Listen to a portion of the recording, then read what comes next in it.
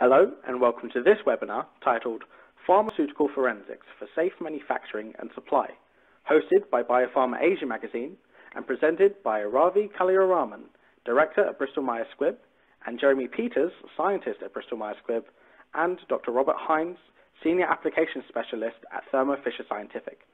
My name is Stephen Edwards and I will be your moderator. Now please allow me to introduce our first presenter. Dr. Robert Heintz is a product application specialist with a materials and structural analysis division of Thermo Fisher Scientific. He works in the area of molecular spectroscopy, specifically with the vibrational spectroscopy research products, which include both Raman and FTIR instrumentation.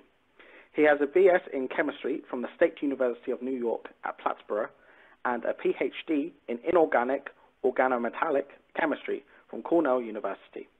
He did his postdoctoral work with Dr. Kim Dunbar at Michigan State University.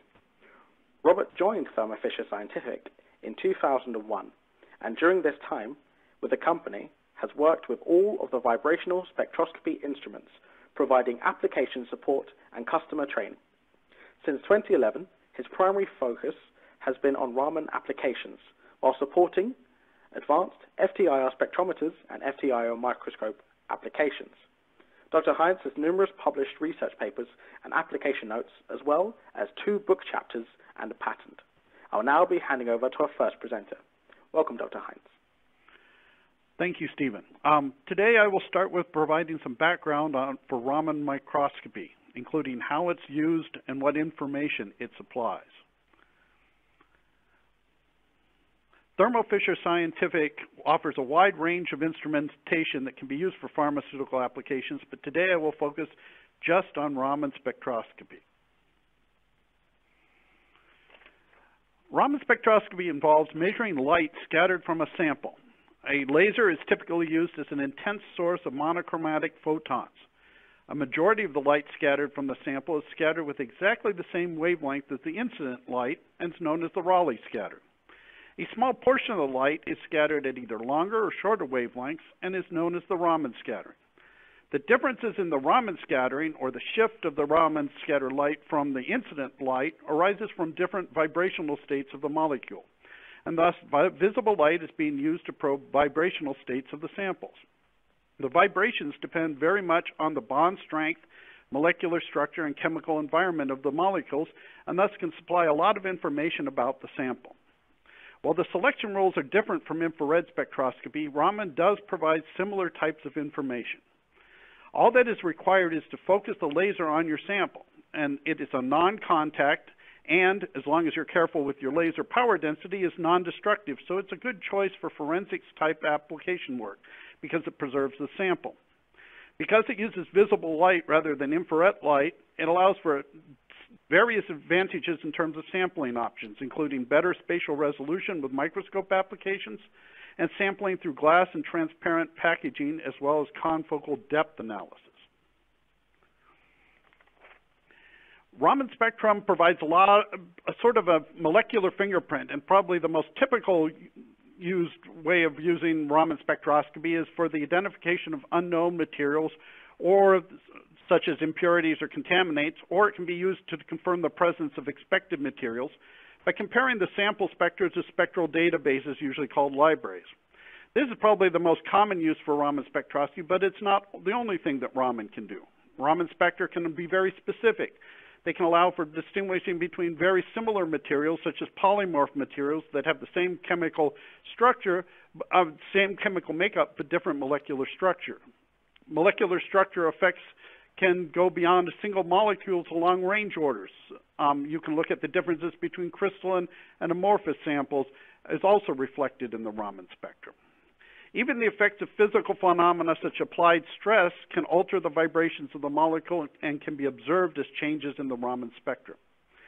As with infrared spectroscopy, it's possible to relate the intensity of the peaks in the Raman spectrum to the amount of material present, so it's possible to develop quantitative methods using Raman spectroscopy.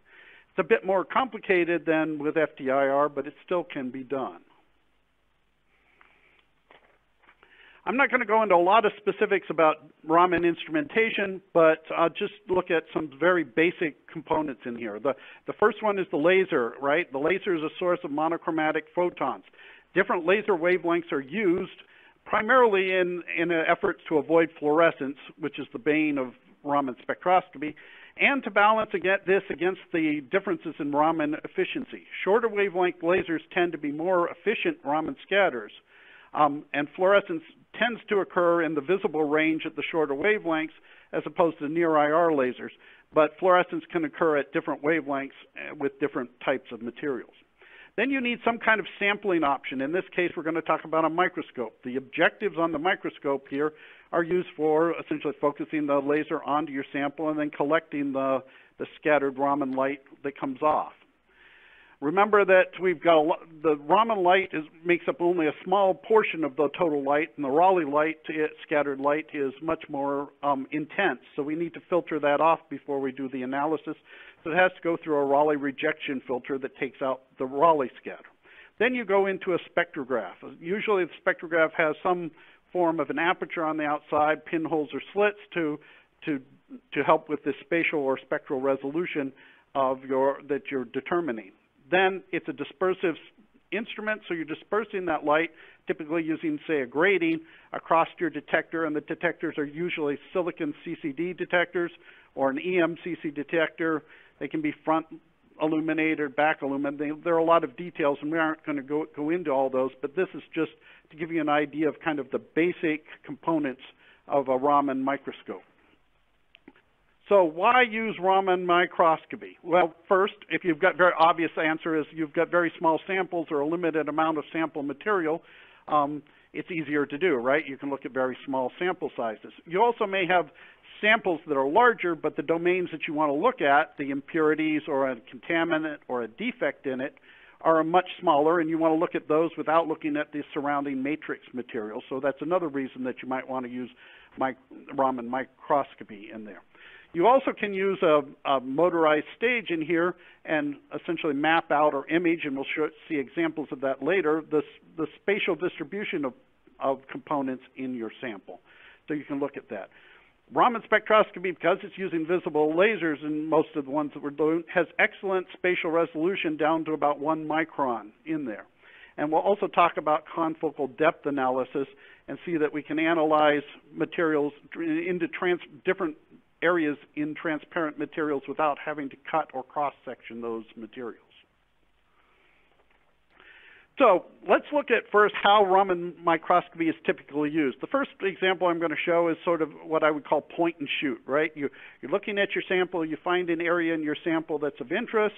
In this case, we see a fiber here that's embedded in, this is embedded in an over-the-counter pain reliever and antacid product. I'm focusing on the fiber. I sort of center it in my field of view between crosshairs, and then I can collect the Raman spectrum of it. And the Raman spectrum from that particular point that you see is in red at the top of the figure that you're seeing. As you can see, we found a library match to it. It matched as a cellulose fiber, but as you can see, there are more peaks in the sample spectrum than what would be expected from cellulose alone.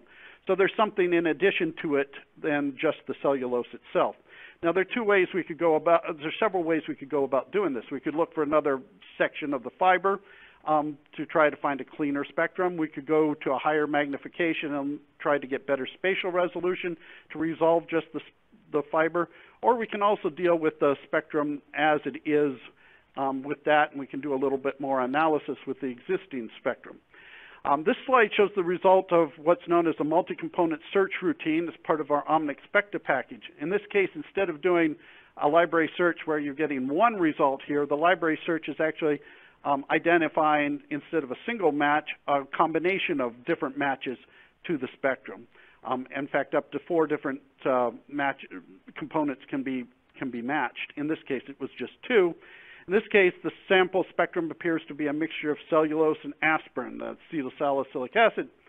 And you can see the contribution of the 2 components in green and orange on the right side up there, as well as a comparison of the sample spectrum to a composite spectrum.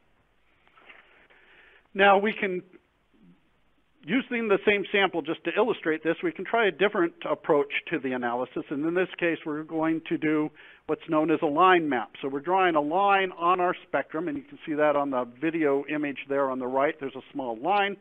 It's about 125 microns long that crosses the fiber. And we're going to collect data to collect spectra in steps. And in this case, it was in 5 micron steps across the sample, giving us 26 total spectrum in there. And so this way we can get a little bit more information. It takes a little bit more time, but just a little bit more information about the sample itself. The lines that you see on the Raman image on the left side here, labeled 1, 2, 3, and 4, are actually from different areas. What you're seeing there is a plot of wave numbers versus essentially distance along that line that you're doing. So these are spectra from different parts along that line, different positions along that line. And as you can see, we still didn't get a completely clear spectrum of the cellulose from the fiber, but we also can see that on either side of the fiber in here, we have aspirin, which we kind of expected because it's kind of a mixture with the cellulose fiber itself. We also had gained some additional information in terms of the line at number 4 in there, at point number 4. We no longer see aspirin or cellulose, but we're seeing 2 additional components, which are citric acid and sodium bicarbonate. Now, if the spatial distribution of the components in this sample is of interest, then we can take this one step farther and go from a line map to an area map. So what you're seeing here in this case is an area map. We've mapped the area of that fiber there, 5 micron steps in X and Y direction. So we're collecting more spectra. So in this case, 736 spectra instead of the 26 with the line map, or the single spectrum in the point and shoot example. But we gain a little bit more information. We can see the distribution of the various components, and you can see the 4 Raman images around the central visible image there. Each one of those is a correlation, so it's a correlation map where red indicates a high correlation and blue a low correlation. So you can see the distribution of the cellulose fiber, and then we can see sodium bicarbonate in the sample and where it's located, as well as citric acid and the aspirin in the material. Now, because we're covered essentially the whole area, we can get cleaner matches with the cellulose, so we can find areas on that fiber that were just the cellulose of the fiber itself, and we can also cleanly get clean spectra of the various other components, the sodium bicarbonate, the aspirin, and the citric acid. Now, point and shoot might solve your whole problem. So if you just wanted to know what that fiber was and didn't care about the distribution of the other components, you might just do the first case and get that and be done. If you are interested in the distribution of the components, you might want to do mapping. Now, if you do a lot of mapping, we can take that actually one step farther, and we can do what's known as Raman imaging. And the difference between Raman imaging and mapping is somewhat semantics. It really lies in the way the data is collected. Once the data is collected, they're essentially the same. What you see in this case is two different areas on that sample. One is actually part of the other one, of where I've Raman imaged. I've imaged the sample using Raman Spectroscopy in there, and you can clearly see the fiber and the distribution of the sodium bicarb and the citric acid as well. The advantage of the imaging is because we're using, in our case, instead of the mapping where we do what we would say collect and repeat, so step and repeat, here we're constantly moving the stage and just collecting the data as we go, so we can collect the data much faster. So you can see where before we had 736 spectra, the top image there is made up of 38,750 spectra, so a lot more information in there that we're collecting, and so you get more of a distribution. In fact, it took a third less time to collect that larger area than it did the mapping example. So if looking at spatial distributions of components is an important part of it, Raman imaging has the advantage of looking at these area maps very quickly. So now that we've looked at sort of how it's used, let's look at examples of some of the examples of what kind of information you can get. As I said, the simplest one is kind of either identifications of unknowns or confirmations of existing materials. And what you're seeing here is an example of a pharmaceutical tablet, over-the-counter pharmaceutical tablet that's a mixture of acetaminophen, aspirin, and caffeine. Those make up about 87% of the tablet, and we've imaged the entire tablet. So the 11-millimeter tablet, about 226,000 spectra in imaging that way. And then we can get, this is not giving us information about it. What this is giving us is the distribution of the materials in the tablet itself. In this case, the image pixel size is about 25 microns in there. But all Raman imaging does not necessarily have to be on a large scale. It can also be lots of spectra on a smaller scale, so higher resolution pictures of that. So this is another example of the same tablet in here, but a much smaller area. So it's 225 by 250 microns in here, collected with a 100x objective and a much smaller image pixel size, in this case 0.5 microns, and it actually has made up of more spectra in this smaller area than that whole tablet was. And the advantage at this point is, because of going to the smaller image pixel size and collecting at higher resolution, we're able to pick up some of the excipients that were there and present in smaller particle sizes in there in smaller concentrations. So the point with this really is that you could look at distributions over a larger area, or you could look at distributions in a higher resolution in a much smaller area, depending upon the size of the particles that you're looking for. Now, not all pharmaceutical tablets, and I would say most are probably not 87% API, most are low dose. So this is showing an example of a lower dose pharmaceutical tablet. It's a 6-millimeter tibolone tablet. Tibolone's present in about 3%. Tibolone's a synthetic steroid. In this case, the MCR analysis, which is multivariate curve resolution, that's what's giving you that one picture there, worked very reasonably well for showing the excipients, but was not the best choice for locating the tibolone in the whole tablet image. What worked a little bit better was a peak height image based on the carbon-carbon triple bond of the tibolone, and it gave a good Raman image, and that can be seen on the right side of that as the very bright spots in the dark image there. But this has another point to it. It's not just showing us the tibolone, but tibolone can exist in different polymorphic forms. So in this case, I'm showing a smaller area of it that was collected at higher resolution because, again, the tibolone particles itself are fairly small. So we did a smaller area at higher resolution. But you can see in this case, the MCR image that you see on the left, the tibolone are the yellow spots in that image that you can see along with the different excipients in there. Now, we can do a further analysis of those tibolone spots, and instead of just looking at those, we can look at the different polymorphs. So there's a monoclinic polymorph and a triclinic polymorph, and the distribution of those are shown on the right side in the two figures on the right side there. So not only can we look at the distribution of the tibolone itself, but we can also look at the differences in polymorphs. It's important sometimes for Raman microscopy to distinguish between different polymorphs because one might be a preferred form over the other. One might be covered by intellectual property where another one is not. And that's why this information could be very useful in terms of analyzing pharmaceutical products. Raman spectroscopy can also distinguish between very similar type of materials. In this case, the example is a triotropium bromide sample, and you're looking at the anhydrous and monohydrate forms of this material. And you can see from on this slide, there's some subtle small differences between the monohydrate and the anhydrous form.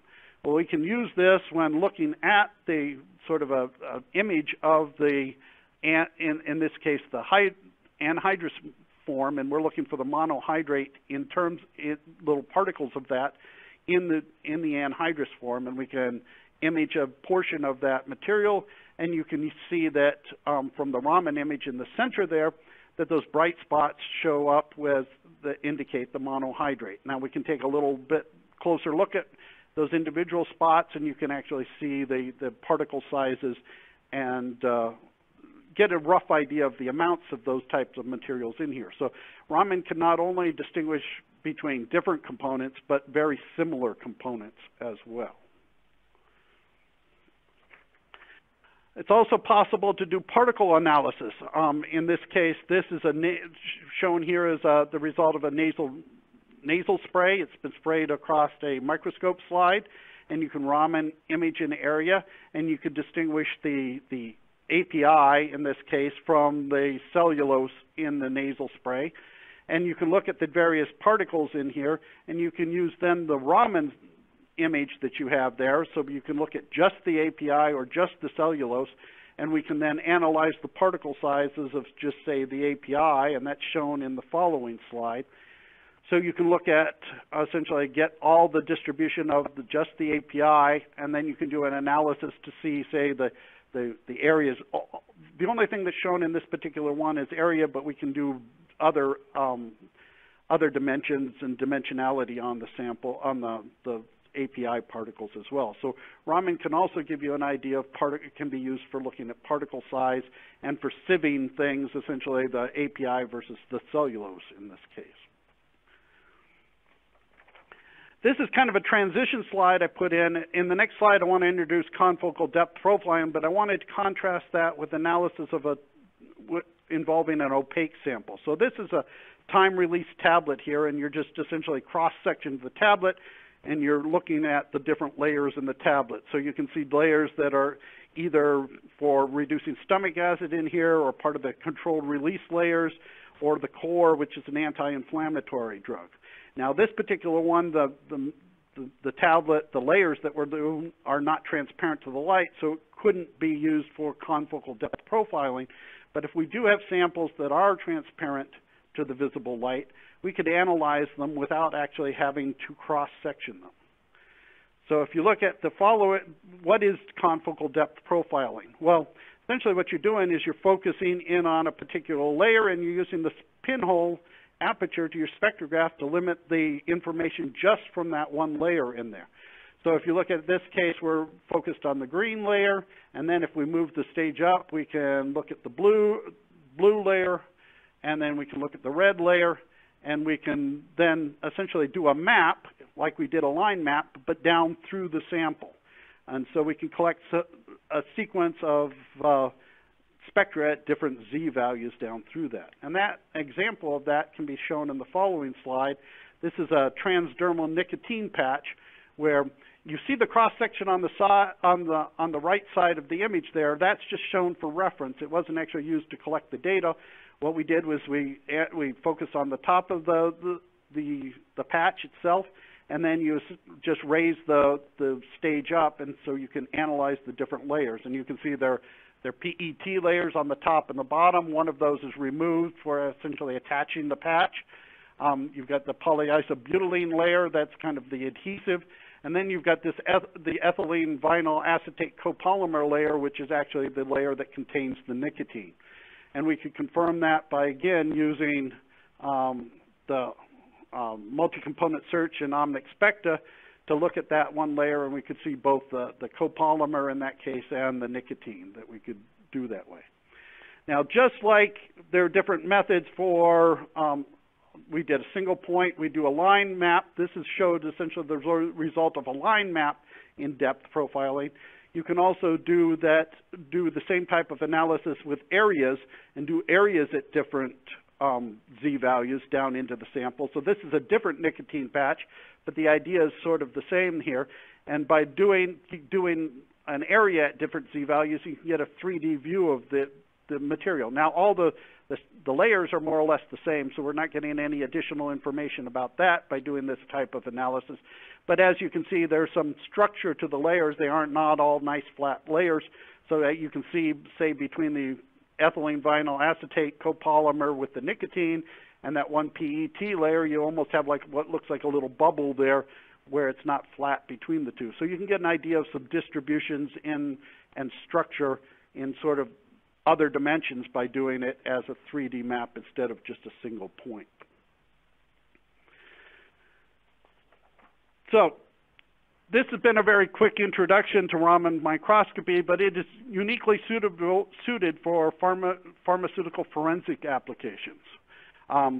You can do single points analysis of impurities or contaminants or the samples themselves. You can do mapping, whether it's points, lines, areas, and imaging. Remember that Raman microscopy has certain advantages. So there's essentially no sample prep. It's non-destructive. It's non-contact.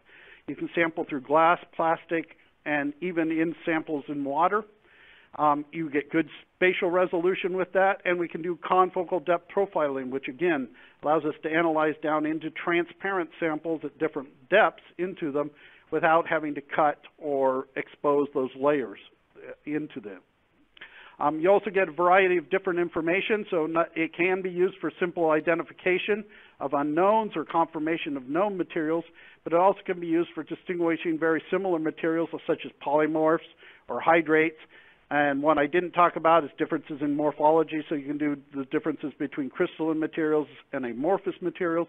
And it can also be used for looking at particle size and shape distributions as well. So all of these aspects make Raman microscopy an excellent tool for pharmaceutical forensics applications. And with that, I will pass it over to the next section. Next speaker. Thank you, Dr. Heintz, for your presentation. Once again, I would like to remind our viewers that there will be a live question and answer session at the end of the webinar. So please feel free to send your questions in at any time during the webinar via the questions tab located directly below your webinar screen. We'll go through these at the end of the presentation. Now please allow me to introduce our second speakers. Ravi Kalyanaraman is a director at Bristol-Myers Squibb Company in Global Quality Analytical Science and Technology Group with Global Product Development and Supply.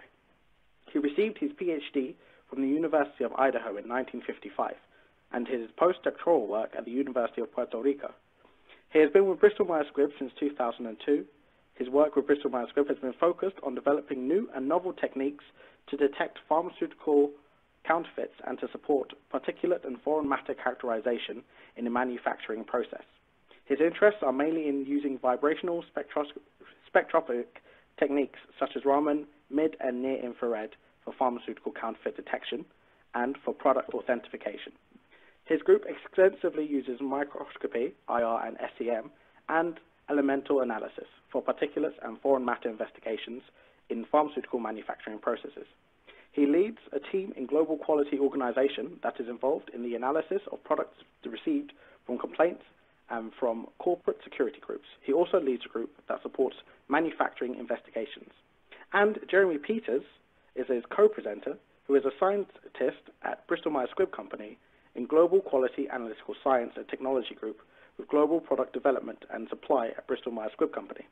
He is currently involved in supporting laboratory testing for particulates and foreign matter investigations using state-of-the-art instruments such as SEM and EDS, microscopy and spectroscopy, mid, IR, NIR, and Raman. He, in the past, has worked on developing new and novel techniques for biological drug product characterization and protein structure determination.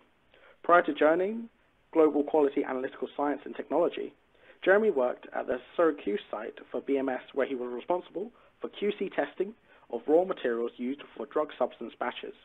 Jeremy has a bachelor's degree in chemical engineering from the New Jersey Institute of Technology. I will now be handing over to our second presenters. Welcome, Dr. Kalyanaraman and Dr. Peters. Thank you, Steve, and thank you, Robert, for that nice introduction on Raman microscopy. I just want to say that I actually graduated in 1995 and not 1955. So today what I'm going to talk about is really how we use forensics investigations to support our global quality organization within Bristol-Myers Squibb. As pointed out in the introduction, we actually have a laboratory here in New Brunswick, New Jersey, where we have a variety of different forensics instrumentation and capabilities that actually supports our manufacturing, product quality complaints, counterfeit investigations, and also third-party manufacturers. So I've been heading this group for close to now, almost 10 years now. And the group has been around for quite some time. And we have a lot of experience and several different expertise within the group that supports this function. So who we are, I always say this, we are sort of like, crime scene investigators. Hopefully the crime scene is really not as bad as what you see on the top in the slide, but basically what we mean by that is supporting our manufacturing sites along with other groups within our quality organization. And the simplistic way to explain who we are is we actually have a lab which really detects the unknown. These unknowns can be a fiber, a particle, a stain in a finished pharmaceutical product, or it can be something that BMS did not even manufacture, which could be a fake pharmaceutical product that we either find within legitimate supply chain worldwide or through illegitimate supply chain. So we are basically a group that actually figures out the unknown chemical composition, and once we know the chemical composition of the unknown, then we can go about finding the root cause of how it entered a legitimate supply chain or how it entered in our manufacturing process. And pharmaceutical forensics is really addressing the manufacturing issues, which I kind of mentioned earlier, how a foreign matter entered into our manufacturing process. But sometimes these foreign matters not necessarily enter into our manufacturing process. It could be from a patient complaints where the patient would have stored our products in conditions where it's not supposed to be. So simply speaking, if a product is maintained at a very high humidity surroundings with, maybe even high temperatures, that can actually drastically impact the quality of the product. It can even disintegrate. What you're seeing here in this little slide on the on the right-hand side is actually a disintegrated product, which is really a complaint that was filed, which was outside our control. And eventually we found out that, that this happened not because of what we have shown or mentioned in our product label, but it was outside our control. So you see this type of complaints come in quite often, actually. And as I mentioned, we heavily support product quality complaints. Sometimes product quality complaints could be the first point or trigger point for us to even look for suspect product and counterfeit products, products that are tampered at the packaging level. We see that also quite often. And of course, a true counterfeit is something we always test and detect in our lab. Most of our investigations start with the visible range, but then it can go sometimes into sub-visible range, sub-micron range, and so on. And why do we have to do pharmaceutical forensics? And most of you probably are aware, if you are in the pharmaceutical industry, we have all these compendial chapters, which are, some of these are below 1,000, so those are no longer guidelines. So, we have these guidance and compendial chapters we use, and as you can see, it ranges both in United States Pharmacopoeia, and we also have European Pharmacopoeia, and there are ICH guidelines that one has to follow. So when a company gets audited, and if they are looking at either your manufacturing investigations or product quality complaints, they can use some of these guidelines as the basis during the audit. And that is one of the main reasons you need to have a very robust program within your quality organization to support these things so that you can get into the root cause, either it's a manufacturing investigations or product quality complaints, and then you can put measures in place such as CAPAs so that you address these things right away and you have a corrective and preventive actions. More recently, for suspect and counterfeit products, we do have guidelines which has started to come about in the last, I would say, 5 years or so, and it's getting a lot of traction. We have, falsified medicine directives from European Commission.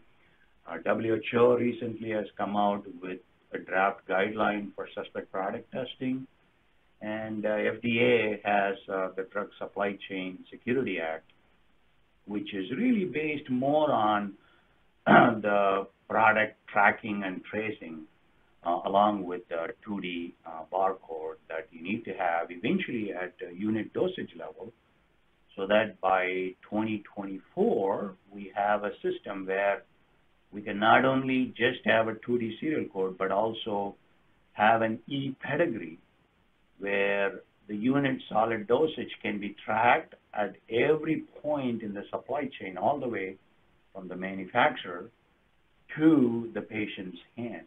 So this is coming, and it's eventually will be implemented.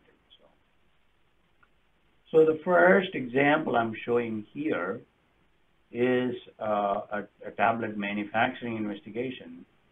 When we received these samples where we saw brown particles along with these white particles in one of the co-milling screen when they were screening this equipment at our manufacturing facility. So this was given to us, so we were supposed to identify what this brown particle is all about and why is it in this co-mill screen. This was a little bit older case, 2 years back. So first we took the white particles and we simply put it under our FT microscope, and we did a simple FTIR analysis, and we found out that it was lactose. And lactose was supposed to be one of the excipients in the product that was manufactured in that manufacturing equipment. So we were saying, oh, it's okay, lactose is there, but it was probably not removed to the level that we should have cleaned that equipment. But what was interesting for us, well, we also confirmed that with an ATR FTIR, but what we saw was very interesting. That was around this 1600 wave number, where you see here, I don't know if you can see my cursor, but basically you see around this 15 to 1700 wave numbers. We saw these little peaks that were not from lactose. So this is what triggered us to believe there is something else other than lactose, and we wanted to really figure out what that material really is. And we were able to do a spectral search, which gave us a drug substance that was not supposed to be in that manufacturing train for that particular process. So we basically said we need to figure out what this other API is in this co-mill. And so we actually took this and we actually did a multi-component search using Specta Software, and we found out that it was actually metformin. And metformin is an API that we do manufacture, and we were trying to figure out how it got into this particular co-mill. And we sort of said, okay, we really have to do a little bit more than just IR, where we can take the brown particle and we can do a Raman imaging using Raman microscope. And this is exactly what you're seeing in this slide, where we did a Raman imaging, and we also did a CLS analysis, classical least square, based on the individual Raman spectra of metformin and lactose. and we imaged a very small portion of that one of those brown particles. And we could clearly identify that it is a mixture of both lactose and metformin. So things of this nature where we use the Raman imaging technique, we do this quite often. And we get to the root cause of not only what it is, but also why it got into this manufacturing process. The second example I'm showing here is for a biologics IV, which happens to be a vial. And what I'm showing here on the top is the image of the particles that we were able to pick up in this IV, which is a liquid product. And we picked up those particles, and we looked at it both from the IR microscope and also an elemental profile using SEM-EDS analysis. The infrared work actually shows protein material. Of course, this is a biologics product, so this is a protein-based product. And we were able to pick the amide 1 protein backbone around that 1600 wave numbers. But what we also saw was some of the CH stretches, which happened to take us in a direction to say, it's not only just proteinous material, but there is something else out there. And so we did the EDS work to show a very high content of silicon. And that, eventually we figured out that it's dimethyl siloxane, which is typically a lubricant used in some of those vial stoppers. So this is again a sort of forensics work where we not only use the IR microscope, even the EDS elemental profile typically helps us in figuring out the root cause of what this could be in this biologics drug product. And our lab is extremely busy, so I'm kind of showing a scorecard for 2018. And our 2019 metrics is very similar at this time point, where we are almost 6 months into this year. So last year, we actually tested 234 samples for foreign matter and particulate matter investigations. And that came from about 73 investigations. So our lab is extremely busy. And what I'm showing on the left-hand side here on the bottom or in the middle of this screen is the breakdown in what are these different types of particles that we have isolated, tested, and concluded in our lab. And this can be, metallic particles. It can be tablet defects where it could be stains in a tablet, fibers in a tablet. Not just even tablets, it could be in the bottle where we have to isolate those materials from the bottles. And the source not necessarily is from manufacturing investigation. It can be from patient complaints, even corporate security sometimes can get into some of these type of investigations. But those are rare.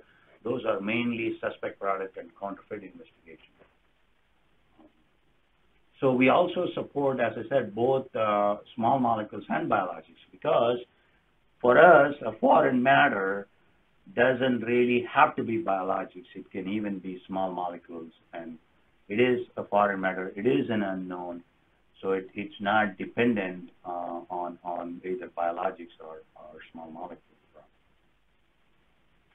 So product quality complaints, as I mentioned before, within BMS, any communication from outside BMS source, or even occasionally even within BMS source, where if it questions the identity of the product, the strength of the product, the potency, or even tampering of the product, we take it very seriously. And we have put a very robust laboratory operations, which is centralized here in New Brunswick, New Jersey. support these type of investigations. So I think at this point, I'm going to let Jeremy take over and lead us through the rest of the presentation. Jeremy. Well, thank you, Ravi. I get the jazz stuff, the cool investigations we've been working on. So, hi everybody.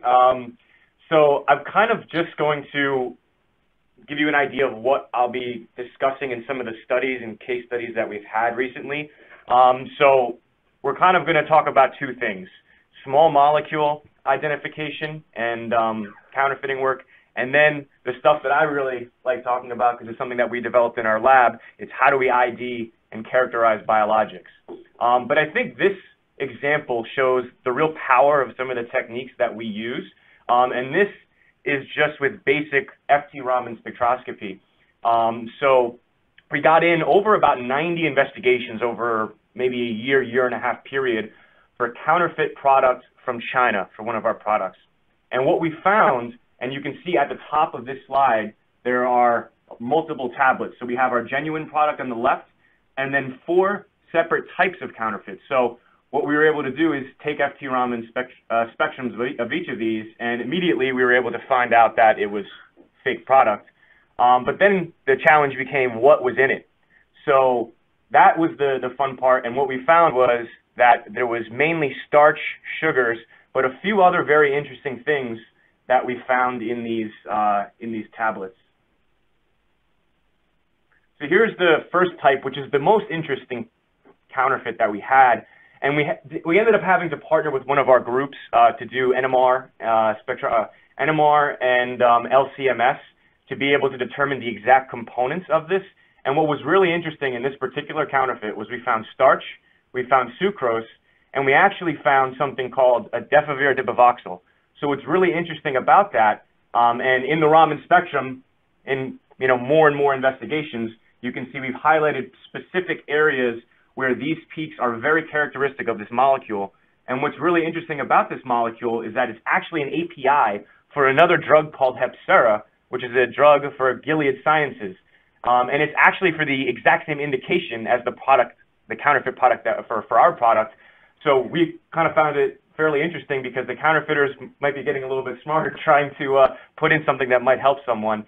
But obviously this is fake product, and we were able to use these spectroscopic techniques to not only determine it was fake, but then eventually continue to determine what was in them and identify the components. And as Ravi mentioned a little bit earlier, where'd it go? No. There we go. One of the tools that we use quite often is Specta Software, so a multi-component search. So what we were able to use, we were able to leverage the LCMS NMR data of what it was, use library references of all of those components, those known components, and then we're able to use this software to be able to ID and say that these components, these chemicals are in these counterfeit products. So we're able to use our Raman techniques for over 90 investigations, hundreds of samples, to be able to ID these 4 different types of counterfeits. And we even went a step further. We also use chemometric modeling software. So what we're able to do is put the spectrum of these 4 counterfeits along with the genuine product into this software, and based off of the variability in the spectrum, you can separate them and then project onto there to be able to ID whether it's counterfeit 1, 2, 3, 4 or genuine product.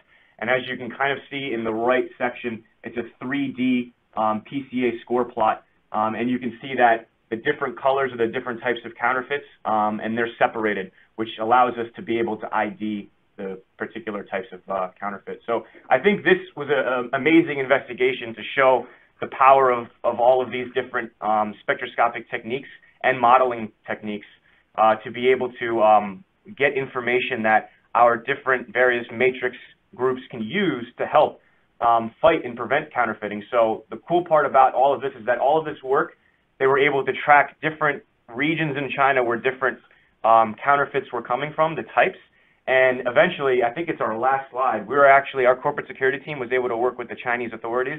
They were actually able to find the counterfeit lab, the place that they were making these counterfeit products. So it kind of put into perspective of how important the work was. We were actually able to provide, valuable information to our other groups in our company to help prevent and stop these counterfeiters from performing this work. So that was a lot of fun, a lot of year-long, multi-year process of investigative work. And then what really comes into the picture is biologics. So our group wasn't a biologics group to start.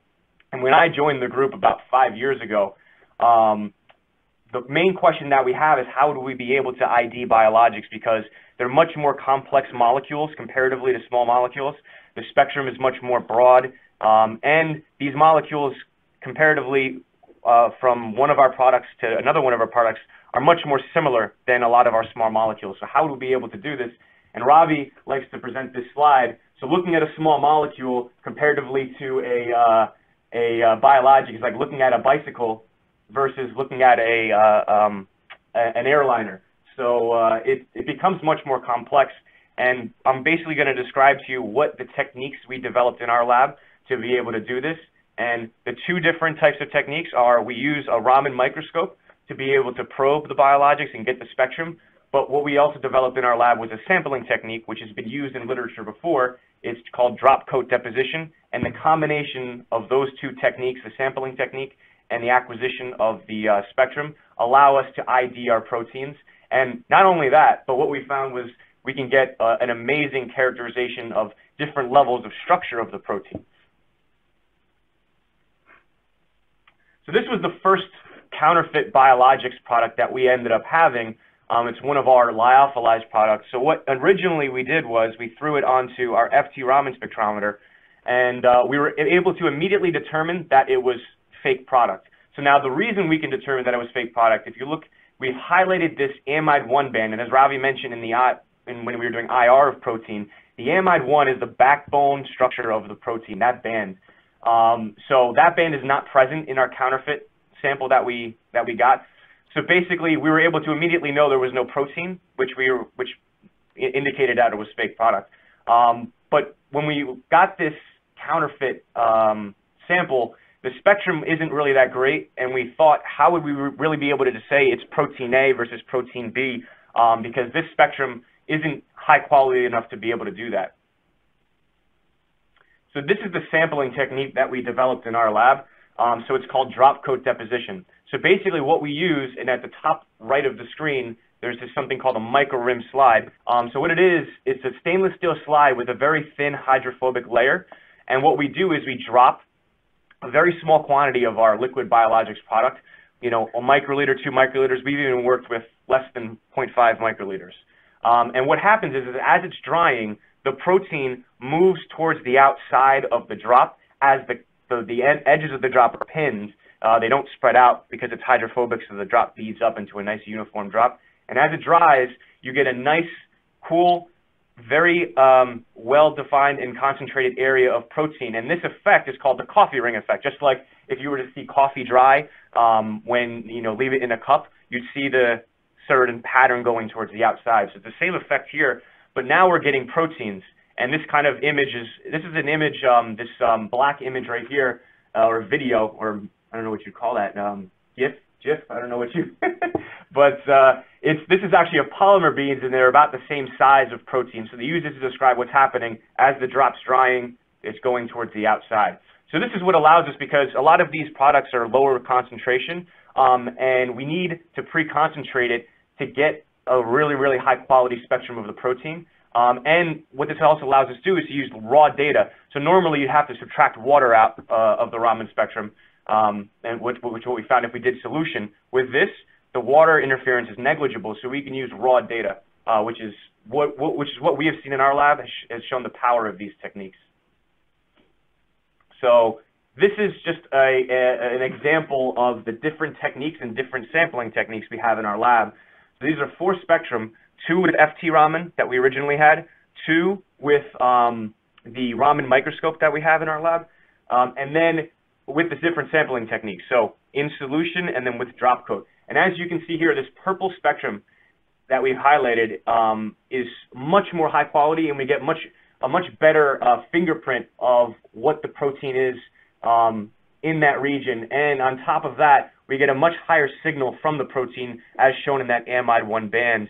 And this really gives us the capability and the resolution to determine protein ID and protein structure. So here is just an idea of what kind of information we can get from proteins using the Raman spectrum. And now all these Raman spectrum are in the 300 to 1800 wave number region, and this is the fingerprint region of the spectrum. So what we're getting here, and these are 3 different proteins. A is a highly alpha helical protein, IgG is a highly beta sheet protein, and then ovalbumin has a good mixture of all the different types of structure. And as you can see, there's a vast difference in the spectrum in different regions. So the main region is at around 1660, or about 1640 to 1690 in the spectrum. You get the amide 1 band, and that's going to be different based off of the different secondary structures. And as you can see here, variability in the protein structure of these 3 proteins leads to variability in this region. But we can also utilize and leverage different areas. So we can look at secondary structure, as I mentioned, with amide 1, but we can also look at a little bit of primary sequence. So in Raman, you get a lot of signal from certain amino acid residues that have ring modes. Ring modes are very symmetric, so they are very Raman active, and we can leverage that and leverage the different quantities of these particular amino acid residues in proteins, phenylalanine, tyrosine, and tryptophan, to be able to ID protein to protein differences. And then we can also get certain different things. So we have, for the tyrosine residue, we have a doublet, and then also in tryptophan we have a doublet. And based off of the ratios of these 2 peaks, intensities, and the changes in those, we can actually monitor how those are oriented the molecule. So you're going to have a different ratio depending on if they're buried in the hydrophobic core of the protein, or if they're exposed to the solvent. And if you have protein that's unfolding, that's denaturing, you're going to get changes in those and where those residues are located, and we can use and see that in the spectrum, which gives us certain amounts of tertiary structure information. And then a big one, which we saw in our lab, which is really cool, disulfide bridges, so getting a little bit of quaternary information. And you can see here that there's different amounts of disulfide bridges in each of these 3 proteins, and we're getting different signal here. So Raman, and especially we've coined it dropcoat deposition confocal Raman spectroscopy, DCDCR, gives us a multitude of different capabilities of being able to ID and characterize proteins. So here's just a little idea of what we've used in our lab as far as modeling and as far as statistical methods to be able to give more of a quantitative measure of protein structure. So these are the same 3 proteins, and now here's a highlighted region of that amide 1 region. So as you can see, there's huge differences, and it's really cool. So in Raman spectroscopy for proteins, alpha helice comes, and this is something that we also confirmed in our lab, comes at about in the range of 1650 to 1659 wave numbers. And beta sheet, the 2 main structures of proteins, comes at about 1670 to 1675. And as you can see in here, BSA, which is highly alpha helical, comes at about 1655. IgG comes at about 1672. And then ovalbumin is a good mix between. And this is all raw data, so you can just look at the spectrum and see, wow, it basically is predicting what we would expect based off of the protein structure. And some of the other peaks at about 1620 down to about 1550, those are peaks that are from the amino acid residues. So this is the real leverage that we use to be able to ID protein to protein variability, because as we can see, as we've seen in our lab, different IgGs are very similar. So but they all have different amounts of these amino acid residues, these aromatic residues. So that's where we really get a good idea of the protein. But what we've done is to get more of a quantitation of secondary structures, do something called peak fitting using a program called Igor Pro. And then we use literature data from crystal structure. So we go get PDB files, and this is all stuff that you can go find online and in these databases. And we use that information to be able to create a peak fitting method to be able to determine the secondary structure. And what we found on multiple proteins, we've worked with 10 to 15 proteins in our lab, what we found is that we get a highly representative and highly accurate protein structure, secondary structure prediction, which basically almost, is I mean, I like to use the word crazy accurate comparatively to what the crystal structure data says. So this is what we've done a little bit to get more of a a quantitation of it and how we can look at protein changes. Yes, and PLS. We don't have it. I think we actually might have it here. So this is one of the techniques that we use in our lab. We've also used chemometrics. So we use PLS, and we can use the crystal structure data as a reference and use the spectrum to be able to predict the different types of secondary structure. So just to give you an idea, the secondary structure types that we are able to predict fairly accurately are alpha helice, beta sheet, random coil, turns, bends, as well as 310 helice. And what we found as far as literature goes, all published literature, is that we have one of the most fairly accurate protein structure prediction techniques that we've seen, which is really cool. Are we running out of? Okay. So what this all means for some of the investigations in the forensics aspect. So this is something that we all had to develop. We had to develop in our lab because we didn't know what, we didn't know proteins. We didn't know how to characterize them. So that was all the lead-up work to be able to do what we need to do for our purposes, which is this our product? So what we would, this is an example of something, a biologics product in a vial, and there was no labeling on the vial. So how were we able to determine that this is our product or is it fake? So what we can do is and again, this is something that's important too because of the amount of sample. We don't have to use, this is a 10 ml vial. So what we can do is we can take a microliter or 2 microliters out of that vial, drop it onto this slide, characterize it using Confocal Raman, and then use a retained authentic product that we know is our product. And as you can see here, this is that product, that suspect product in that vial comparatively to a retained authentic biologics product. And the spectrum are almost identical in the fingerprint region. And if you zoom into the protein structure, so the amide 1 protein backbone, as well as the primary structure information from phenylalanine, tyrosine, and tryptophan, you can see that they're almost identical. So this was able to basically say, or allow us to confirm that this is an authentic product, which, also in a short time frame too. So we've gotten down to about a half an hour. So there's not many techniques that can ID our proteins. And also, our proteins come with a formulation with excipients. So we're not only able to ID that it's our protein, but we're able to ID that we have the right formulation buffers, the right excipients. And there's not a technique that I can know that in a half an hour can be able to do that all in one shot. So I think this kind of example shows the power of some of these spectroscopic sampling and modeling techniques that we've used in our lab. And as Ravi mentioned, we use chemometric software. So this isn't a PLS model that we would use for protein structure prediction, but this is a PCA score plot. And these are 5 different products that we have that are biologics. And now, as you can see here, this red and blue are separated from the remaining 3 products. And what's really cool about this is that the 2 products that are separated from the other 3, those are fusion proteins that are highly similar, whereas the other 3 proteins are all IgG-based proteins. So what this tells us just in this model, just in this PCA score plot, is that we can separate fusion protein from IgG, but how do we be able to separate IgG from IgG and fusion protein from fusion protein? Because as you can see, you get a lot of overlap. So what you can do, which I don't think we have a PCA score plot in this presentation, but you can create models individually because the variability between the fusion versus IgG is large, but in the same model, the variability between the fusions and the IgGs are less similar. But that variability becomes more pronounced when you only make a model using using just the proteins themselves, the IgG versus the fusion proteins. So you can make individual models. And a lot of the leverage, a lot of the variability, again, comes from the amino acid residues. So these two fusion proteins here, red and blue, so there are 384, the 2 subunits of proteins, 384 amino acid residues. And they're only different in residues by 2 residues. But one of those residues is a tyrosine. There's an extra tyrosine from 16 to 17. And just based off of that one difference in tyrosine, we can differentiate these 2 proteins, which shows the power of using the DC-DCR technique that we've developed. So just to kind of summarize, and do you want me to summarize, Ravi, or do you want to? Okay, I'll go. I just, jazz it up a little bit, right?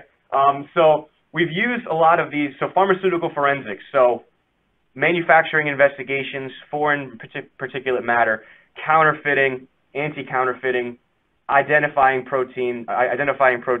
These are all things that there was a need for, and a lot of these cool tools, whether they be microscopy, all of the vibrational spectroscopy, SEM-EDS, these are all tools that we utilize to be able to get to the end goal. And whatever that end goal is, what is the unknown?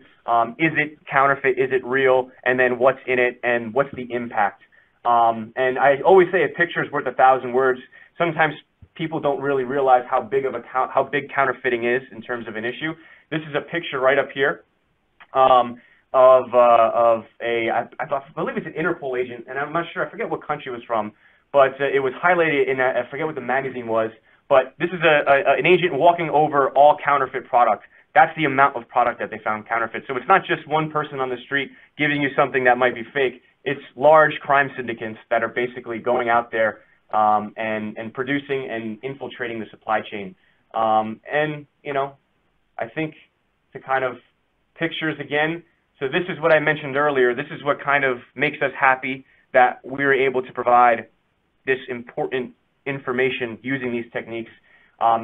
These are pictures of the counterfeit lab and the materials that they use to develop and make the counterfeit product that we worked on for 1.5 years. So it kind of, one, put into perspective, and two, kind of made us happy that in the end we were able to find and prevent this and find the people that were doing it. So I think, just to give this is the 2018, so I think the number might have been wrong earlier, but it was actually, oh no, this is the combination. So last year was 107 investigations, 73 foreign and particulate matter, 34 complaints in counterfeit products. But these are just investigations. You know, we're talking about hundreds and hundreds of samples and hundreds of particulate itself. So the amount of work, not only is it a high volume investigative-wise, but the amount of samples speaks to the volume of how much and the impact that our lab and the capabilities that we have. And just to give a shout out to some of the publications that we have, you know, we have multiple publications for anti-counterfeiting and product ID work, as well as foreign and particulate matter work and biologics work. So feel free to ever reach out if you have any questions and would like to know more information. And I think with that, is there a next slide? Oh, it's my favorite slide, the baby. So anybody have any questions? I think we'll lead it off with that. Thank you, Jeremy. Okay. Thank you, Dr. Kalyanaraman and Dr. Peters. As you mentioned, we will begin the question and answer segment of the webinar, but I would like to let you know that we are running out of time, so we won't be able to get through every question, unfortunately. So our first question is, what wavelength laser is the best choice for Raman pharmaceutical applications? And that's for you, Dr. Heintz. Your variety of different lasers that you can use. Generally, you want to be able to select different lasers in here. So there's probably not one specific answer for that. What we would probably recommend would be a combination of two lasers, say a 785 laser, which is a longer wavelength near-infrared laser, which will get you around a lot of the fluorescence issues, but then a shorter wavelength laser, say a 532 nanometer laser, because it gets you more efficiency in terms of the Raman scatter, and will get you better signal to noise in terms of that. So it's all going to depend on your samples that you have, but those would probably be a combination of a couple of different lasers. And I think to reiterate, it is sample dependent. So we have all these capabilities in our toolbox. Depending on the sample, that's where we use and decide which avenue to go. Thank you all for your answers. Our next question is analytical testing a regulatory requirement for confirmed counterfeit products? So Dr. Peters and Dr. Kalyanaraman, would you like to answer that? Yeah, I think it's becoming more and more a reason to really identify these unknowns, especially as a name brand companies. We know that these were not manufactured by us, but then there is a requirement, especially if the local health authorities and the local law enforcement agencies, if they have to take legal actions, then they need to have the scientific data to back those up, not necessarily finding out if the packaging is fake. We don't really stop. Even if we know that the packaging is fake, we actually do a full-fledged chemical identification. and determine the unknown. So it is becoming more and more a requirement, and that's kind of the reason why we started this about 10, 12 years back. And also to find the impact too, because the counterfeiters sometimes will put in poisons and things like that, paint. So really knowing the impact if a patient actually took this product, what would be that impact for the population? That's kind of the main goal too. Thank you. And I think we've got time to squeeze in one last question, and that would be: can you do a bulk material analysis using Raman microscopy? So, Dr. Heintz, would you like to answer that? Yeah. I mean, we talked about Raman microscopy in here, but you can also do bulk analysis as well, and we have instrumentation to do that. You can do that in terms of bulk. Now, in terms of bulk, you are focusing the laser into a small spot size, so you have to remember kind of the spatial parts of the sample that you're doing. But you can also do things like on our smart Raman that we have that does bulk analysis. We also do one where we move that laser around to sample farther bits of the sample, and you can do that, or you can spin the sample, or you can look at different parts of the sample if you want to see, essentially analyze a larger section of the sample. And Dr. I think, a lot of the newer, even handheld Raman spectrometers have that rastering capabilities, which was mentioned before by Robert, where you can actually keep the handheld device stationary onto a bulk material, but then the laser would raster, meaning it will just go around the sample and collect Raman spectra from multiple spots to do an identification. So with that, I thank you for your answers, and I thank you, audience members, for your questions. I would like to take this opportunity to thank our presenters once again. That was Ravi Kalyanaraman, Director Peters, Scientist at Bristol-Myers Squibb, and Dr. Robert Heintz, Senior Application Specialist at Thermo Fisher Scientific, for sharing their knowledge with us. I would also like to use this time to remind our audience that you can view this and other webinars on demand by visiting biopharma-asia.com/on-demand-webinars. And if you are watching this on demand and have any more questions, then please feel free to send your questions over to me at stephen.edwards@biopharma-asia.com. We'll get those answers sent back to you. Thank you, everyone. Have a great day.